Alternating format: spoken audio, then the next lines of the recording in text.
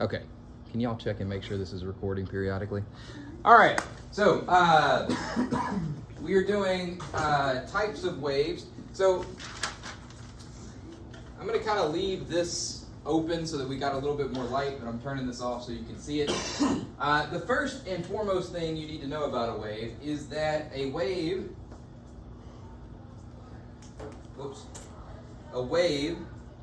transfers energy without transferring mass. That's kind of the key aspect of what a wave is. It transfers energy without the need to transfer mass. And I'm going to grab a wave, a spring here. Anybody want to volunteer to come grab it again? All right, come on. All right. Thank you. Okay, so basically, if I want to get like energy to Jesus, one way is for me to take a piece of mass and throw it at him, right? Wow. And I'm transferring.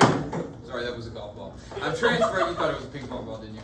I'm sorry. Probably should have said something. But like, I can get energy to him, and we can tell I got energy to him because he said "ow." All right, right. So there's energy being transferred between us. I am giving the golf ball kinetic energy, and then that kinetic energy gets transferred. All right. Sorry about that, buddy. I realized when you said "ow" that you probably thought that was a ping pong ball. All right. So the wave phenomenon, though, allows you to transfer energy without transferring mass. So, in other words, I can transfer energy down to him, and we can kind of tell because his arm moves, right? So we get this little. I am creating motion down on this end that causes his arm to move on that end. But this is what's important: the spring itself, while it may move up and down, it may oscillate back and forth. It does not move towards him. In other words, I don't have to come down, bonk, and then come back, right? The wave is transferred through the medium without a need for transferring the mass of the medium. So the medium can move up and down, but it doesn't have to move side to side. Everybody good? You drop it. Are you familiar with the term oscillating? What does it mean to oscillate? It just means to move back and forth. Gracias. I'll warn secretary that it's a golf ball. You should say it's a golf ball on purpose. Or just tell them it's a ping pong ball and see what happens. You should lie to them, yes. Okay. For this next one, I'm going to apologize up front because I feel like Notability should have a sign function to hold down, but it does not. But a transverse wave looks something like that. Transverse waves, I think, are the type of waves you typically imagine. So the key thing about a transverse wave is that the energy and motion are perpendicular to each other. So like the energy, movement, and motion are perpendicular. So the motion of this wave is up and down, but the energy is being transferred this way. Right? So like, Jesus and I are standing apart from each other, right? So we're at either end here. I'm transferring motion from this side to this side. So I've got energy transfer going along this plane. But which way did I have to move it to get it there? Up and down, right? So it's perpendicular to each other.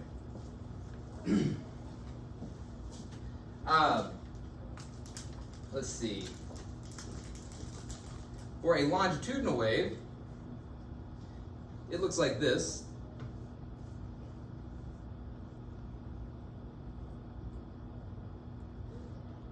Instead of having waves that go up and down, they have areas where there are regions of compression, where you can essentially think of them as being wave fronts. And those wave fronts are then compressed and stretched. So you'll have areas where they're stretched out and areas where they're compressed down. And then that just repeats. So we get these like alternating areas of compression and what is known as rarefaction. We'll get to that in just a second. A lot of times this is how you'll see it represented, where you get little sections of close together and little sections of far apart. And I think this is, like, I think you can imagine this as a wave front. So like, imagine looking at maybe ocean waves from above, and like these would be the crests of those waves. So like you would have like tightly packed and then spread apart. But technically, it would look more like this. Especially with like sound.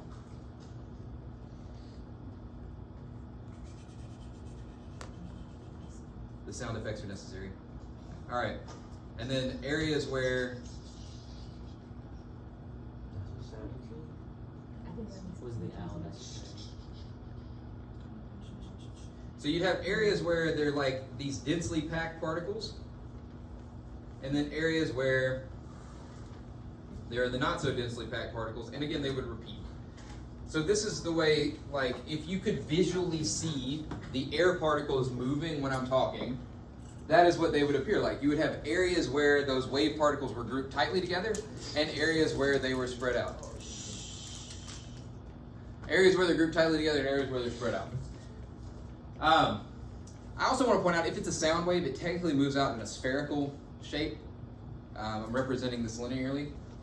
Most of the time when you see a longitudinal wave, it is often represented as a transverse wave, because it's difficult for us to visualize this. So, y'all didn't have this, but when I was a kid, you listened to music, you used Windows Media Player, and it would create transverse waves to represent the music. But the deal was, is they were converting either the crest would be the compression or the trough would be the rarefaction, and so they're basically just kind of mimicking they're using that pattern to mimic a transverse wave, so it would look like this, right? Where you've got the crests and the troughs representing either the compression or the rarefaction.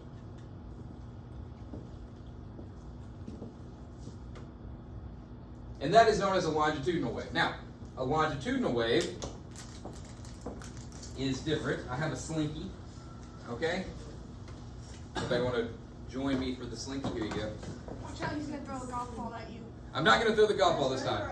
All right, for those of us looking at the video, this is going to be difficult to see. And honestly, it might be a little difficult to see for you guys here, but we're going to try to get it into the light so that you can see it. I'm going to compress this and then let it go, and you can kind of see the wave traveling through, right? So the key thing here, though, is which way is the spring oscillating? It's going back and forth like this, right? And which way am I transferring energy? Also back and forth. So in this case, the energy and motion are parallel to one another. All right?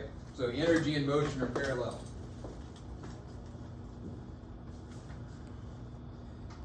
Energy and motion are parallel. So the motion is just back and forth, and then the energy is being transferred one way.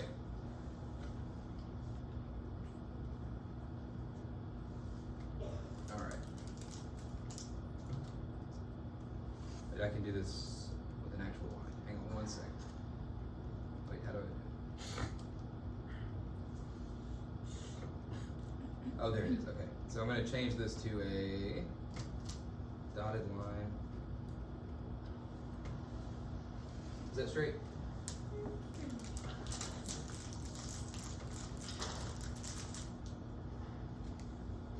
Okay, and then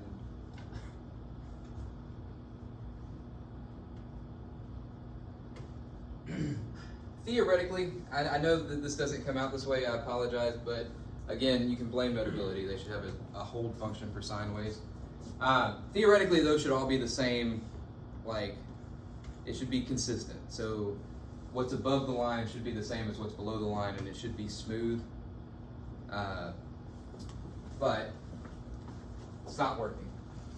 Actually, let me try something real quick. All right. You can make symmetry or curves. Will you say that? Or just get good. Just be better. Uh-huh. Just be better. Just copy and Oh, paste yeah, it yeah, upside down. yeah. Okay, I hate you. All right. Why would you think that's a line?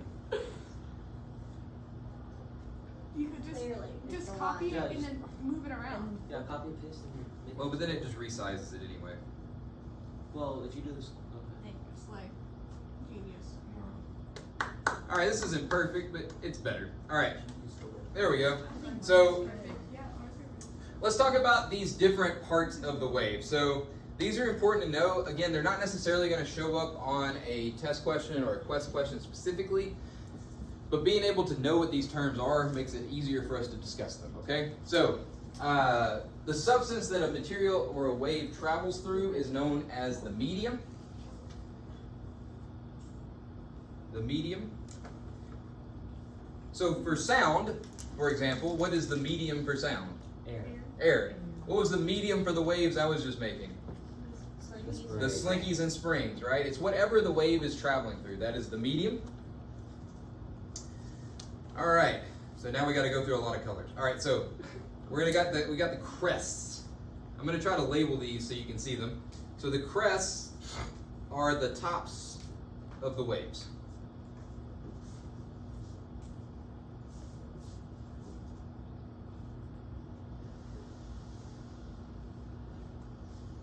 Were y'all familiar with that term? No. Like the crest of a wave? Crest. And then we have the troughs. And I feel like if you know what a trough is, it makes sense. Are y'all familiar with what a trough is? Yeah. All right, it's what animals eat out of, right? In the Bible, they would call it a manger. Just so you know. It looks like true. So It looks like I also want to point out there's no significance to the letters I'm putting up here. I'm just putting up here so you can kind of identify what we're talking about, and I'm also trying to color code it. So we should have crests and troughs. Crests are the top parts of the waves. The troughs are the bottom parts of the waves. Double check. I'm just double checking to make sure they can see it.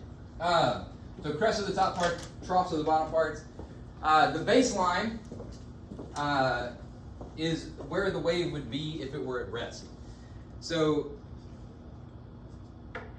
this right here is usually known as the normal. So this line right here would be known as the normal.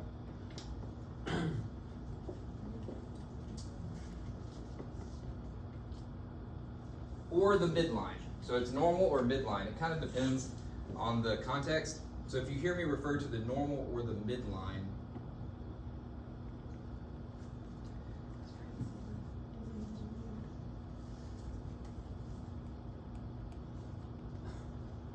all right, how high the wave is from the midline to the top of the crest or to the bottom of the trough, this is known as the amplitude.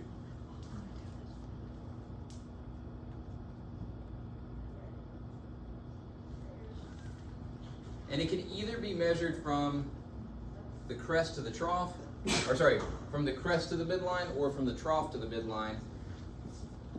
If it's a constant wave, those two things should be the same. Regardless of where you're measuring it from, though, the amplitude at a given point is always the distance from the wave, like where the wave is, to the midline. All right? So, like, theoretically, the problem might ask you to analyze, like, what is the amplitude at this point, and then you could just measure to the normal, or to the midline. All right. I know I'm going a little faster than normal, but has anybody got any questions so far? I feel like these are pretty self-explanatory. Once you know the definition of them, they're not too hard. All right, this was the one that is the most tricky. So I'm going to see if I can get a good color here. We're going to go with orange. So this is going to be the wavelength. So the wavelength is the length of two consecutive points on a wave. It can be any two consecutive points on a wave. It doesn't have to be the ones I'm listing here. I'm going to give you three of them that we can kind of talk about. But it doesn't have to be these three specifically. It could be any two consecutive points on a wave. So the two easiest to do are from crest to crest, or from trough to trough. And the symbol for the wavelength is the Greek letter lambda. So we're going to go with a lambda and a lambda. You can also do three nodes. So three nodes, we haven't talked about what a node is yet. I promise I'm going to get to it in a second. but essentially where the wave crosses that midline is known as a wavelength. So we would have a wavelength comprising 3 nodes. Importantly, if you're using this as a way to count, the first node on the second wave is the third node on the first wave. So like how many wavelengths do I have in this problem? Or this particular thing, I would have 2, right? So if you're counting nodes, you go 1, 2, 3, and then you start again where your third one was, that's your first one on the next one. So then 1, 2, 3. But it can technically be any 2 consecutive points on the wave. So, for example, we could pick this point right here, and then we just gotta wait till we get back to that point on the wave. But this is where it gets a little tricky, right? So here's the trough. This point is on the way back up, right? So I think a lot of us would make the mistake of putting this point as the wavelength because it's roughly the same place. But which way is this going? Which way is the wave going at this point? Down. Still going down. So it's not that point, it would be, whoops. It's not that point, it would be this point over here, where it's coming back up.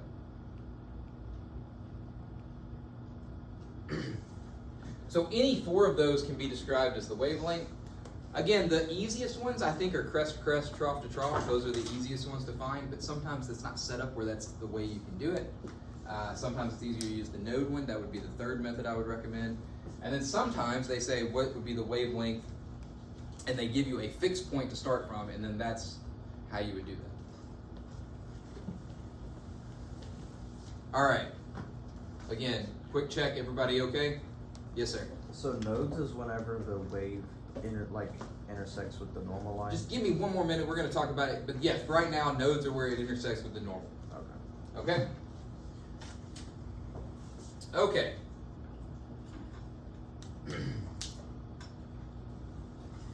So this one doesn't have any drawing that goes with it. So this one, we are going to go with this color. And this is called the frequency. So the frequency is how many waves pass a given point in a set period of time. So again, this is known as the frequency. The frequency, we've talked about this already, but it's like the number of waves divided by the number of seconds. And if they give you the period, the frequency is equal to 1 over the period.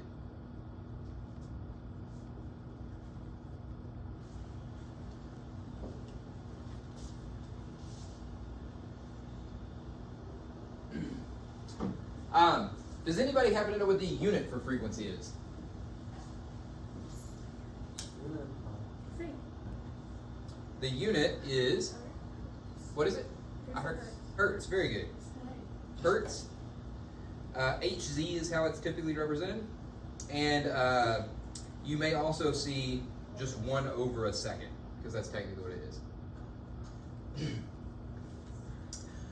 When you're working problems in the Quest Homeworks, be careful with this because frequently they will give it to you in like kilohertz or megahertz because that's typically how frequencies are represented.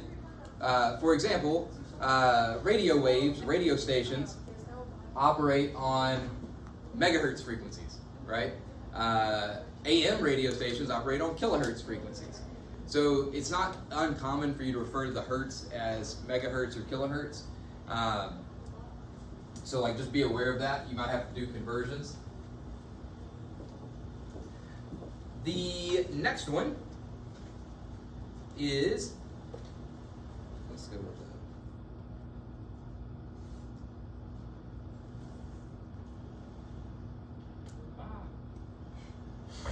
Here we go.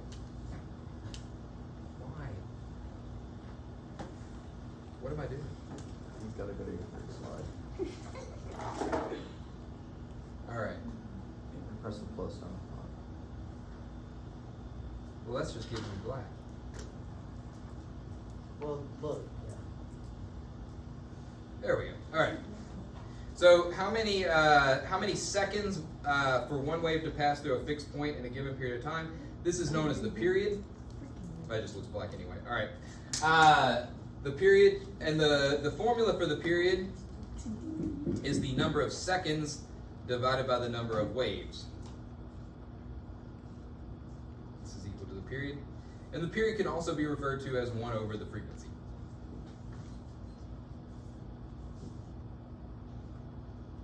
The unit for a period is seconds.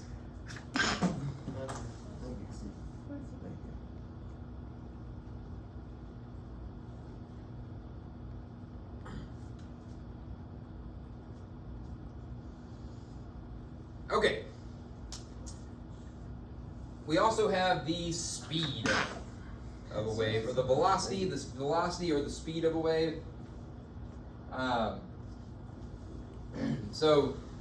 The velocity of a wave is the speed of a wave, and the velocity is equal to the frequency times the wavelength. So the velocity of the wave is also, this is important, dependent on the medium. So this is important to know. It's dependent on what medium you're in. So the formula is V is equal to lambda F. So I kind of want to take a look at this. So Jesus, can I borrow you again? Yes. So first of all, I'm not going to throw anything at you this time. All right. So first of all, whenever we're dealing with a wave, if I tell you the speed of sound is 330 meters per second, that is true if the sound is in air. If it's not in air, it's not 330. It's something else. Speed of sound in water, for example, is about 1,000 meters per second. The speed of sound in steel is like 7,000 meters per second. So like the speed of sound is different depending on what material you're in. For sound, that's determined by the density of the material. The denser the material, the faster the speed of sound. So think of that progression I just made, 300, 1,000, 7,000. Each one of those materials are denser than the next, right? So air, less dense than water, so the speed of sound in water is faster. Steel, denser than water, so the speed of sound is faster. But with a spring, like if I just have a set spring, this is the same spring, right? I send a wave down, you kind of get a feel for the speed of the wave, right? Okay? Hold it tight, all right? I'm gonna tighten this, all right? What this does is it changes the medium, okay? Now the medium is tighter, it's got a higher tension, and now that speed is a lot faster, right? Can y'all tell the difference? Right? Speed is significantly faster. Again, I'm going to loosen it up just so you kind of see that it's slower. You see what I'm talking about? So the speed is dependent upon the medium that you're using. All right? Also, the wavelength and the frequency are kind of tied together. So what that means is, here I'm going to try to set this up. So we're going to have a constant medium. So I'm not changing the medium. This is the same medium. And I'm going to create a big wavelength, okay? So we're kind of going slow. Here, you don't, yeah. Sorry, you just got to hold it. This is a slow frequency, right? Look at how my hand is moving. It's moving relatively slowly. The wave is moving up and down relatively slowly. As a result, we have a big wavelength, okay? Now then, I'm going to speed it up a little bit. So now I'm moving faster. The speed of the wave is still the same. This is still the same speed of a wave. But what's happening to the wavelength now that I'm moving faster? Smaller. It's getting shorter, right? And I can keep going. One more maybe.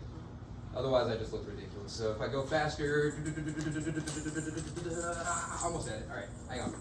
I'm going to do this. Are you ready? The faster you go,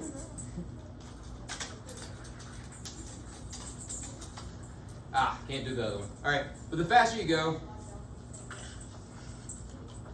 all right, that's a little bit faster than the one, but slower than the one that we had 3 of them in, right? So you can have different speeds, you can have different velocities, different frequencies provide different wavelengths. That's what I was trying to say. Okay, I also want to point out what is not in that formula. Time. What? Time is because it's part of frequency. All right? So, no, that's a good guess. The amplitude. It doesn't matter what the amplitude is. So, like, the amplitude does not affect the speed of sound. Now, something I do want to point out, there is a limiting factor on amplitude. So for example, if I'm doing this, look how big my amplitude can be, right? It doesn't really take a lot of effort. But then if I'm going faster, I don't necessarily have enough time to move in order to create the wave, the frequency. I don't have enough time to move to create a bigger amplitude. It kind of naturally decreases the amplitude. To make a connection on this, what is the loudest part of the, like what's the loudest wave that's generally produced by car stereos? The bass. The bass. Why? Because that allows for the most time to push the air out, right? That's how speakers work. They push air in and out. So basses, right? Bass sounds, they don't have to move as fast. So they can be on the order of like 10 hertz or something like that, 20 hertz, 30 hertz, something like that. So it has enough time to push the air. Higher frequency sounds can't get as loud because they don't have enough room to push the air in and out, right? There's a limit on that. Bigger speakers can create louder sounds because you can push more air. But if you're given a set size speaker, generally the basses are what is able to produce the louder sounds because they can push more air around in a given period of time. All right, thank you. I think you need to go. Okay, almost done here. The rest of these are kind of all along the same line. We got a point where the wave crosses the midline. These were known as the nodes. So this is a node. The nodes would occur at these points. So a node, a node, a node, a node, all right? Where it crosses that midline.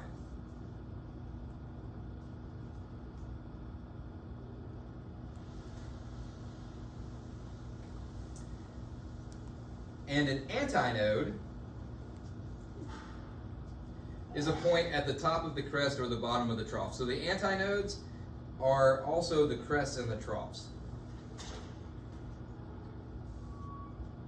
So if it says, where is an antinode? The antinode would be either a crest or a trough. A node is where it crosses the midline. Ben, can I borrow you for a second? We can also describe an antinode if it's a standing wave. We'll talk more about what these are in a look like tomorrow, but if it's a standing wave, all right, this is a standing wave. And the antinodes would be the two spots where the wave is moving the most, all right? There would be a node kind of in the middle there where it looks like it's not moving at all, right? And there would be an antinode right in front of me and then another antinode right in front of Ben. Y'all see what we're talking about? And then Ben would also have a node created where his hand is, and I would have a node created where my hand is. Okay, thank you. All right. I'm going to go ahead and put these two together just so we can talk about them kind of at the same time. So we've got the part of the waves where they're spaced out, or sorry, compressed. This is known as compression areas. And the part of the wave where they're spread apart are known as the rarefaction areas. So compression and rarefaction.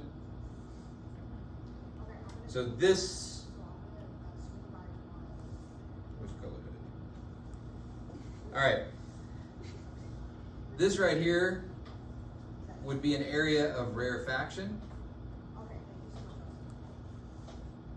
And so would this right here. Those would both be rarefactions. And then these sections right here and these sections right here would be areas of compression.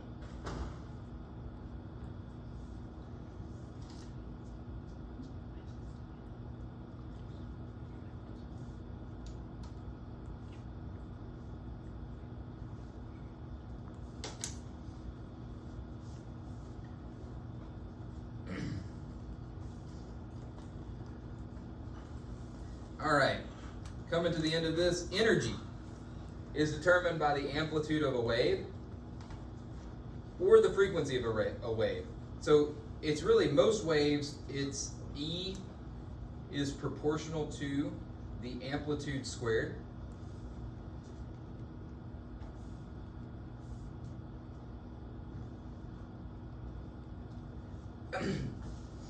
But specifically for light, E is proportional to the frequency.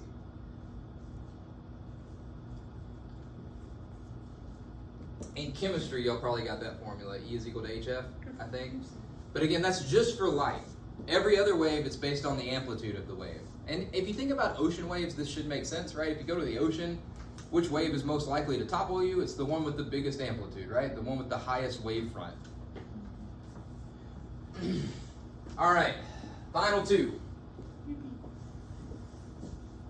I'll be honest with you, I'm done picking colors. So we got pulse is a single wave moving through a medium, and then periodic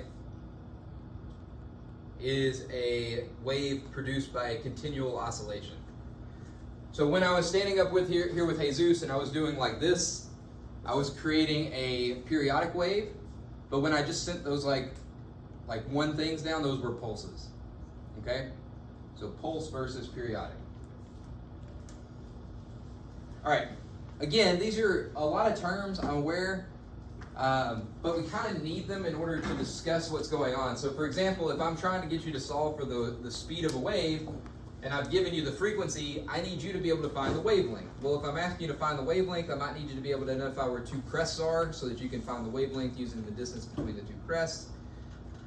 So again, I'm aware that there's a lot of definitions here. I don't think they're super hard definitions, right? There's not like anything crazy. But it is something that we kind of need to know in order to discuss the waves themselves. So if I make a reference to something, you'll know what I'm talking about. So if I'm talking about here's a node, or if I'm talking about here's an antinode, I need you to be able to like understand what it is I'm referring to. All right. So we're going to go ahead and start talking about wave phenomenon. And you're just going to have to forgive that joke. So, I know that this is in Tuesday's part of the notes, but I want to go ahead and get started on it. We're going to try to get through the first three here, just to kind of get them out of the way. So, once we're done with these three, we'll kind of pause and move on. These first three are pretty self-explanatory. You should be relatively familiar with them. So the first one is reflection. So reflection occurs when a wave strikes a barrier that it cannot pass through and then bounces off. So theta I is the angle of incidence, and it's equal to theta R, which is the angle of reflection. So the key thing with reflection, and I think this is really all you need to know, is that whatever angle it strikes the surface at is the angle that it leaves the surface at. And you can see this in this little diagram here. We've got a normal being created, right? This is the perpendicular to the surface. The line comes in and then it bounces out, and those two angles should be the same. So I'm going to try this with an actual light wave. Would you mind coming up here real quick? Yeah, I just need you to hold this right here. Yeah, you can do that. I got a laser. All right, let's see. I don't know if we're going to be able to see it, but if I hold this here, right, you can kind of see it's coming in and out at about the same spot. You see what I'm talking about? Yeah. So this is where it's coming in at, and then that's where it's leaving, and that would make a reflected wave. Thank you. That's all you need. So it does indeed work.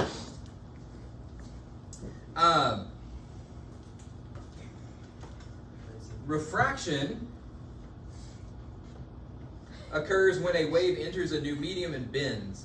The bending is due to the change in the wave's speed as it enters the new medium. Which means that if its speed does not change, it does not experience any kind of, if its speed does not change, it does not experience any changing of the wave's direction. So one of the ways they like sometimes will camouflage stuff is by having it have the same angle of refraction, and then that makes it look like it's not there. The angle of refraction will bend. Oops, I left a there. Oh, I accidentally left a letter in there.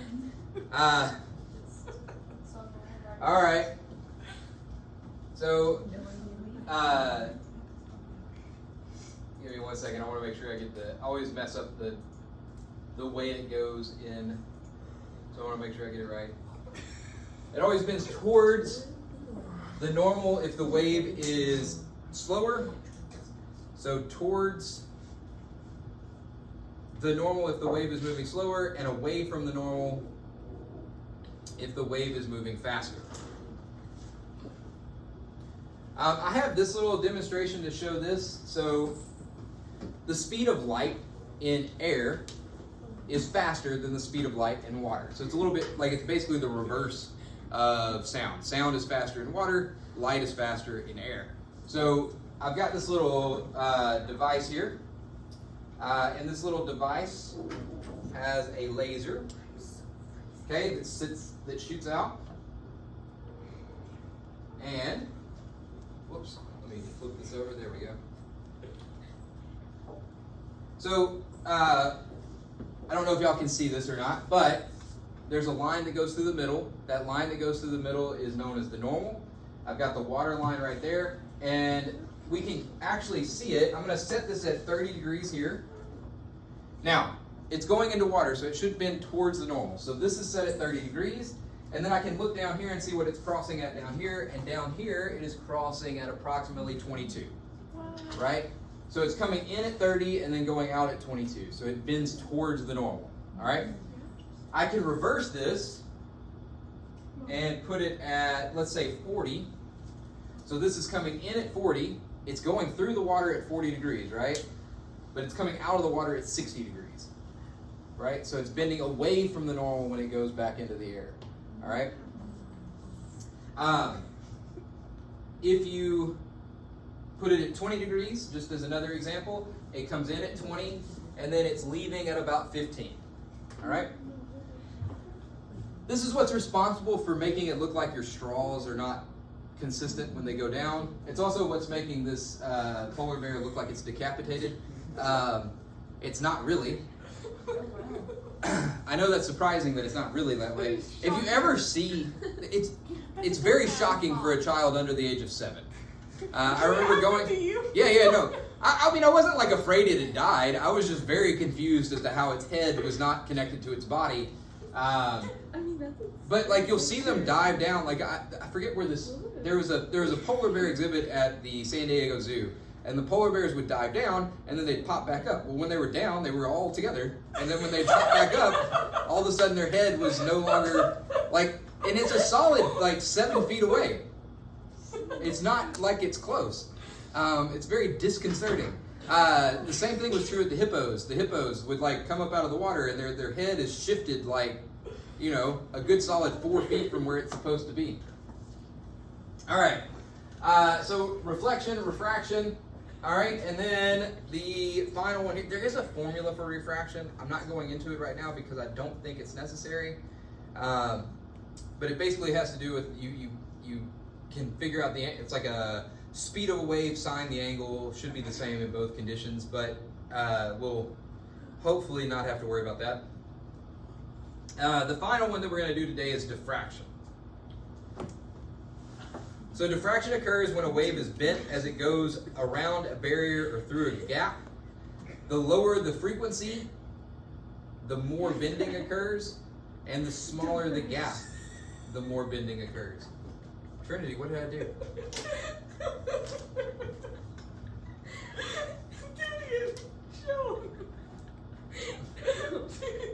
What picture did you find?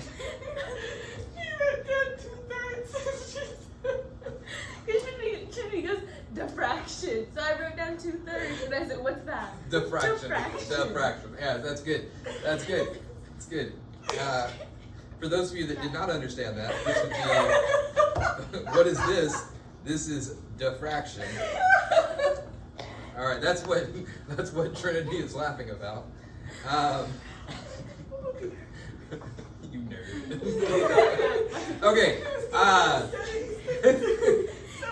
the blue. All right.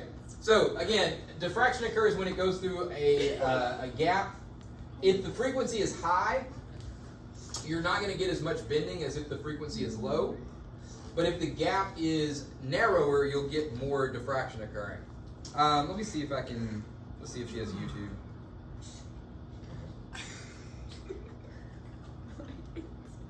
This is Miss Ray's YouTube, so if anything's untoward, we can blame her.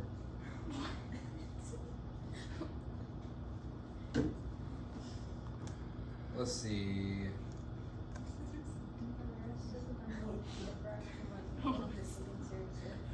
Say what now? The diffraction. Yeah. All right, here we go. I'm gonna. It doesn't matter if there's no sound here. So, first of all, love this guy's shirt. Very rarely do you get a tennis ball colored shirt. So what this is, this little device has see that little cylinder right there? That's vibrating and it's creating waves. And then we can see that when the waves go through the aperture, that little opening is called an aperture. It's similar to the word you use for photography. But that aperture causes the waves to be bent as they go through the aperture. And he is just as exciting as he looks. So you're not missing anything by not listening to him. So he is going to narrow the aperture. So we have more of a narrow aperture, and what we can see when he narrows that is that there is a significant amount more bending that occurs when the aperture is narrower. So the bending of a wave as it goes through a barrier is known as diffraction, and then we're going to open it back up. And whenever there is a wider aperture, there is less bending. Okay? So he is now going to, I think, change the frequency. You should talk like how he's talking right here. I really can't. I can't match the monotone detachment that he has. I don't know, he looks like a nice guy. Like somebody. Oh no, I'm sure he is a great person. He's married, so I mean that's something. Somebody liked Who him knows? enough. It could be a marriage. He could be going through a rough divorce right now. So, all right.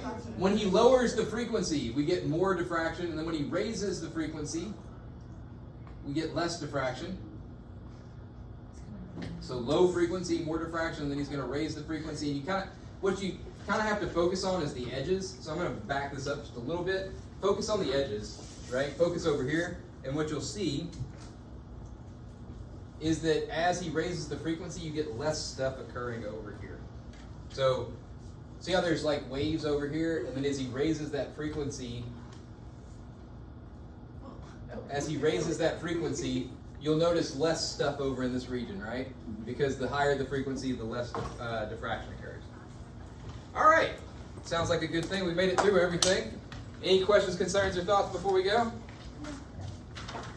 Do you have any more good diffraction jokes? I would love to hear them. I really couldn't put it in my bag.